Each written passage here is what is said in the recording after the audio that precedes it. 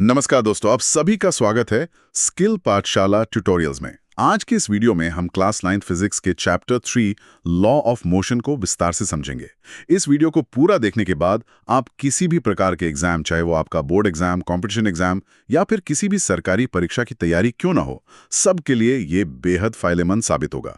ये वीडियो एक तरह से मास्टर क्लास होने वाला है। तो चलिए बिना समय गवाए आज का लेक्चर शुरू करते हैं। बिल्कुल। और देखिए, इस मास्टर क्लास का जो मुख्य उद्देश्य है ना, वो केवल विज्ञान की किताबों में लिखे कुछ फॉर्मूले रटना नहीं है। हाँ, मतलब फॉर्मूले तो किताबों में भी मिल जाते हैं। सही कहा। इसका असली मकसद डायनामिक्स की उस गहरी दुनिया को समझना है जो इस पूरे ब्रह्मांड को एक अदृश्य धागे से बांधे हुए है। जब हम किसी वस्तु पर बल लगाते हैं तो वह कैसे और क्यों रिएक्ट करती है, इसके पीछे का तर्क समझना ही असली विज्ञान है। तो इस विषय की गहराई में उतरने के लिए हमें शुरुआत कहाँ से करनी चाहिए? इसलिए हमें थोड़ा इतिहास में जाना होगा। अक्सर लोग गति के नियमों का पूरा क्रेडिट सीधा सर आइजैक न्यूटन को दे देते हैं। हाँ, मतलब बचपन से तो हम यही पढ़ते आ रहे हैं ना। वही तो। लेकिन हमारे सोर्स मटेरियल में एक बड़ी दिलचस्प ऐतिहासिक कड़ी का जिक्र है। 17वीं सदी में जब तक सटीक घड़ियों का आविष्कार नहीं हुआ था, गति को सही ढंग से मापना लगभग असंभव था। अच्छा, तो फिर शुरुआत किसने की? गैलीलियो गैलीली वो पहले इंसान थे जिन्होंने ये पहचाना कि बल किसी वस्तु की वेलोसिटी यानी वेग को सीधे तौर पर नहीं बदलता। तो फिर वो किस चीज को बदलता है? बल वस्तु के एक्सेलरेशन यानी त्वरण को कंट्रोल करता है। और न्यूटन ने 1684 में अपनी किताब प्रिंसिपिया में जिन 3 नियमों को दुनिया के सामने रखा ना, उनकी असली नींव गैलीलियो के इन्हीं विचारों पर टिकी थी। अरे वाह, ये तो बहुत ही दिलचस्प नजरिया है, क्योंकि त्वरण को समझने के लिए समय के बहुत छोटे हिस्सों को मापना जरूरी है। सटीक घड़ियां ना होती तो शायद गति के नियम भी इतनी जल्दी सामने ना आ पाते। एकदम सटीक बात पकड़ी आपने। तो अब अगर हम इस पूरी चर्चा के केंद्र बिंदु यानी बल या फोर्स की बात करें, विज्ञान की किताबों में तो एक ही रटी रटाई परिभाषा मिलती है कि बल एक पुश या पुल है। एक धक्का या खिंचाव। बिल्कुल। लेकिन क्या फिजिक्स में बल सिर्फ इतना ही है? मतलब अगर हम एक भारी ट्रक और एक छोटी साइकिल को धकेलने की कोशिश करें तो दोनों के लिए अलग अलग बल चाहिए। देखिए, केवल धक्का या खिंचाव कहना बल की एक बहुत ही सतही परिभाषा है। गहराई में जाए तो बल एक वेक्टर राशि है। वेक्टर का मतलब इसमें दिशा भी होती है, राइट? हाँ, इसमें सिर्फ ताकत ही नहीं बल्कि डायरेक्शन भी होती है। दिशा का महत्व ऐसे समझें कि अगर 2 लोग एक रुकी हुई कार को विपरीत दिशाओं से एकदम बराबर ताकत से धकेलें तो क्या होगा? कार अपनी जगह से बिल्कुल नहीं हिलेगी, क्योंकि दोनों बल एक दूसरे को कैंसिल कर देंगे। बिल्कुल। ताकत तो लग रही है, लेकिन विपरीत दिशाओं के कारण वह शून्य हो जाती है। बल वो कारण है जो किसी वस्तु की विरामावस्था या एक समान गति को बदलता है। और मैंने सुना है कि बल वस्तु के आकार को भी बदल सकता है, जैसे किसी स्प्रिंग को खींचना या गुब्बारे को दबाना। हाँ, बिल्कुल सही। यहाँ ये समझना भी जरूरी है कि ये बल चीजों तक पहुंचता कैसे है। हमने पढ़ा है कि बलों को कॉन्टैक्ट फोर्सेस और नॉन कॉन्टैक्ट फोर्सेस में बांटा गया है। कॉन्टैक्ट फोर्सेस तो समझ में आते हैं, जैसे फ्रिक्शन। हाँ, जब कोई भारी संदूक जमीन पर खिसकाया जाता है तो जमीन और संदूक के बीच का घर्षण गति का विरोध करता है। और इसी तरह रस्सियों में होने वाला टेंशन और मेज पर रखी किताब का नॉर्मल रिएक्शन भी कांटेक्ट से जुड़े बल है। लेकिन जो चीज सबसे ज्यादा हैरान करती है वो है नॉन कॉन्टैक्ट फोर्सेस। सच कहूं तो नॉन कांटेक्ट बल ही इस ब्रह्मांड का सबसे बड़ा जादू है, बिना छुए किसी चीज पर ताकत लगाना। जैसे गुरुत्वाकर्षण बल जो पूरे ब्रह्मांड की संरचना तय करता है। बिल्कुल। या फिर इलेक्ट्रोस्टैटिक और मैग्नेटिक बल, ये अंतरिक्ष के खालीपन में भी काम करते हैं। और यहाँ एक बहुत ही शानदार नियम लागू होता है जिसे इनवर्स स्क्वायर लॉ कहते हैं। इनवर्स स्क्वायर लॉ, इसे थोड़ा आसान भाषा में समझाएंगे। मतलब ये कि इन असंपर्क बलों की ताकत वस्तुओं के बीच की दूरी के वर्ग के व्युत्क्रमानुपाती होती है।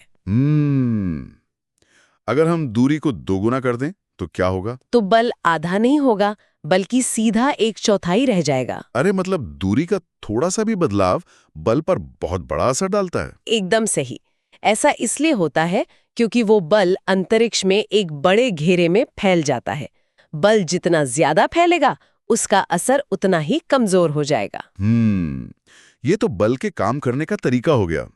लेकिन यहाँ से मेरे दिमाग में एक बुनियादी सवाल आ रहा है। हाँ हाँ, पूछिए। अगर बल ही चीजों को चलाता है, तो फिर एक बार बल लगना बंद हो जाए तो चीजें तुरंत क्यों नहीं रुक जाती? या फिर मेज पर रखी हुई किताब अपने आप हवा में क्यों नहीं उड़ने लगती? यहीं पर इनर्शिया यानी जड़त्व का सिद्धांत सामने आता है, जो न्यूटन के पहले नियम का आधार है, जिसे लॉ ऑफ इनर्शिया भी कहते हैं। अच्छा, तो ये नियम क्या कहता है? ये नियम स्पष्ट करता है कि कोई भी वस्तु तब तक अपनी पुरानी स्थिति में बनी रहती है जब तक कि उस पर कोई बाहरी असंतुलित बल ना लगाया जाए।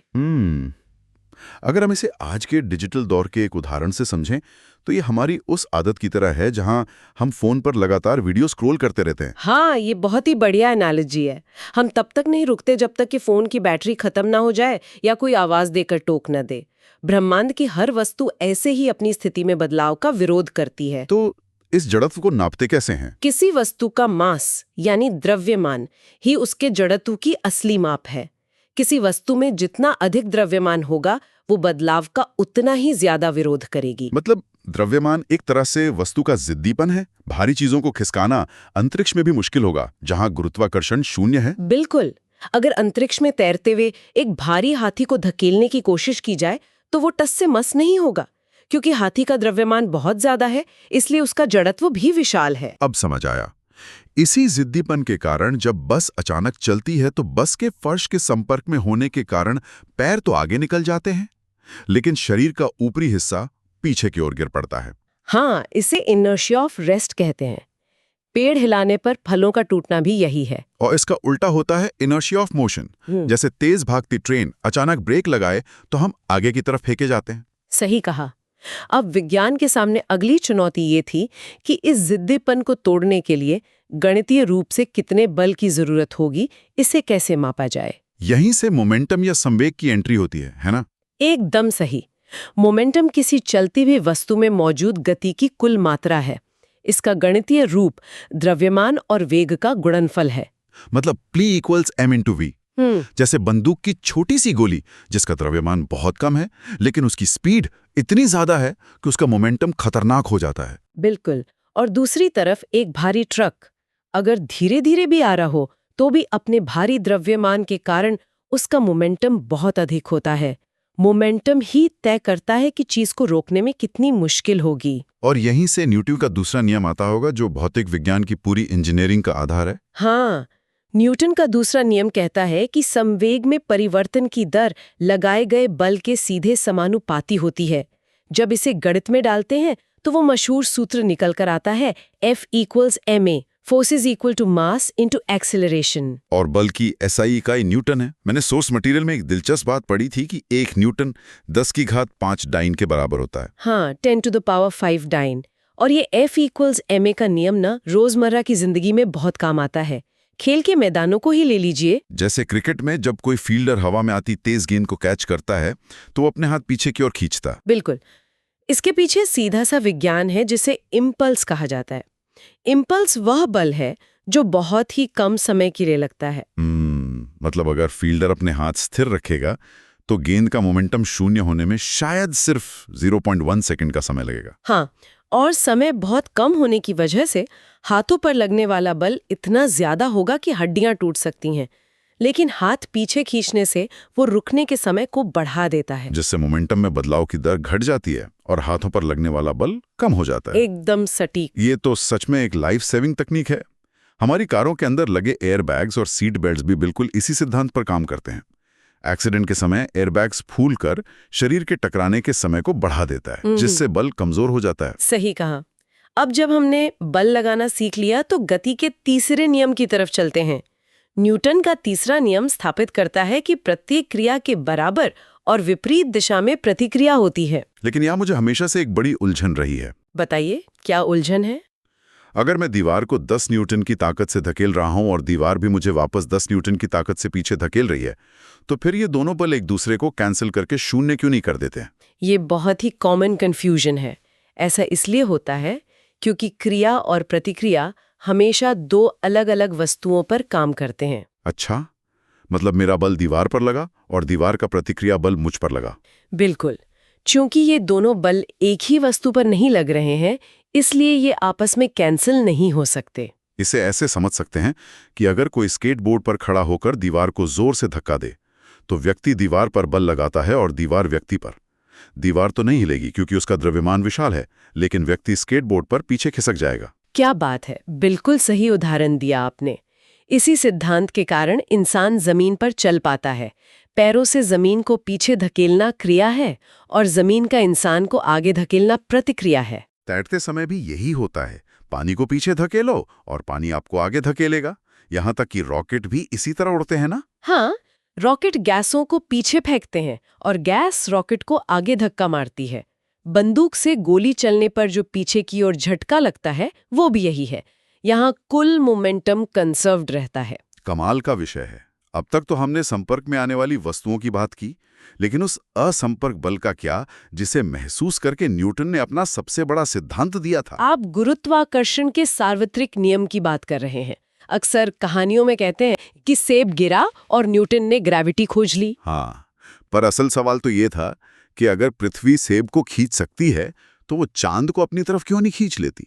और यहीं से न्यूटन ने ये क्रांतिकारी विचार दिया कि ये कोई पृथ्वी की विशेष शक्ति नहीं है। ब्रह्मांड का हर एक कण दूसरे कण को अपनी ओर आकर्षित करता है, चाहे वो धूल का कण हो या आसमान का तारा। बिल्कुल। ये बल दोनों वस्तुओं के द्रव्यमान के गुणनफल के समानुपाती और उनके बीच की दूरी के वर्ग के व्युत्क्रमानुपाती होता है। इस फॉर्मूले में अक्सर लोग कैपिटल जी और स्मॉल जी के बीच कंफ्यूज हो जाते हैं। क्या ये दोनों एक ही हैं? नहीं, दोनों बहुत अलग है। कैपिटल जी एक यूनिवर्सल कांस्टेंट है। इसका मान पूरे ब्रह्मांड में कभी नहीं बदलता। और स्मॉल जी? स्मॉल जी गुरुत्वीय त्वरण है। ये वह त्वरण है जो पृथ्वी के खिंचाव से पैदा होता है, जिसका औसत मान 9.8 मीटर पर सेकंड स्क्वायर होता है। और क्या ये स्मॉल जी बदलता रहता है? हाँ, पृथ्वी ध्रुवों पर थोड़ी चपटी है, इसलिए ध्रुवों पर सतह पृथ्वी के केंद्र के ज्यादा करीब होती है, तो वहां जी का मान अधिकतम होता है। और भूमध्य रेखा पर जी का मान न्यूनतम होता होगा क्योंकि वहां पृथ्वी थोड़ी चौड़ी है। एकदम सही। ये तो बहुत ही मजेदार तथ्य है। तो अगर कोई इंसान ध्रुवों से चलकर भूमध्य रेखा की ओर जाए, तो मशीन पर उसका वजन थोड़ा कम दिखाएगा, जबकि उसका द्रव्यमान वही रहेगा। हाँ, क्योंकि वजन, द्रव्यमान और जी का गुणनफल होता है।